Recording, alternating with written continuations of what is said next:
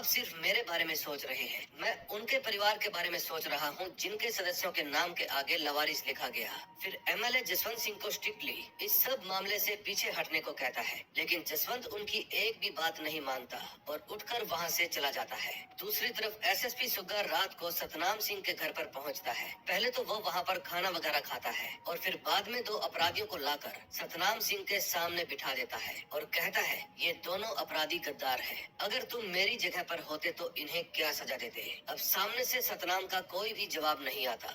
फिर सुग्गा बिना कुछ सोचे समझे उन दोनों को वहीं पर खत्म कर देता है और कहता है कि हमें खबर मिली है कि डिपार्टमेंट का कोई आदमी अंदर की खबरें बाहर ला रहा है और अब हम उसी को ढूंढ रहे हैं। फिर वो कहता है कि मुझे पता चला है कि जसवंत सिंह तुम्हारा दोस्त है, तो क्या तुम मुझे बताओगे कि तुमने आखिरी बार अपनी दोस्ती कब निभाई थी। तभी सतनाम की माँ सतनाम की तरफ से माफी मांगने लगती है और हाथ जोड़कर सुग्गा से विनती करती है कि प्लीज मेरे बेटे को छोड़ दो, इससे गलती हो गई। इसकी पत्नी भी प्रेग्नेंट है, लेकिन सुग्गा कोई भी रहम नहीं खाता और पूरी फैमिली को ही खत्म कर देता है। फिर अगली सुबह सीन ऐसे दिखाया जाता है कि जैसे पूरा का पूरा परिवार हथियारों की तस्करी किया करता था और आतंकवादियों से जुड़ा हुआ था, इसलिए इन सब का एनकाउंटर कर दिया गया है। इनके ही घर में एक और कांस्टेबल भी था जो कि घर से बाहर था। फिर जैसे ही वो सुबह अपने घर पर पहुंचता है तो घर का माहौल देखकर सुन रह जाता है। तभी जसवंत सिंह जब ये सब कुछ देखता है तो उसका गुस्सा और भी भड़क जाता है। फिर वो मीटिंग के दौरान फिर से गुहार लगाता है कि प्रोटेस्ट करते हुए मुझे 3 महीने से ज्यादा हो गए हैं, लेकिन अब तक मेरी किसी भी बात का जवाब नहीं आया,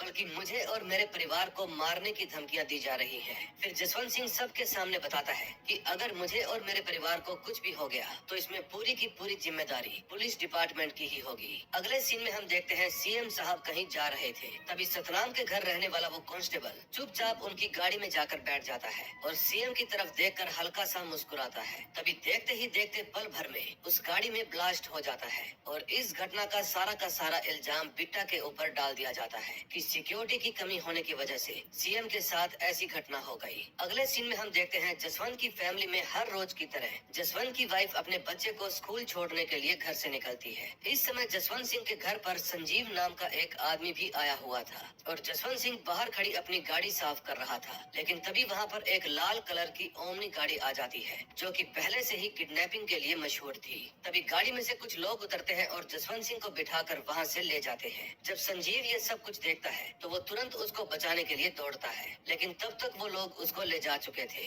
अब जसवंत सिंह के गायब होने की वजह से प्रोटेस्ट और भी ज्यादा बढ़ जाता है। अब सीबीआई की डिमांड भी बढ़ने लगती है। अब हर कोई यही पूछ रहा था कि जसवंत सिंह कहाँ पर है।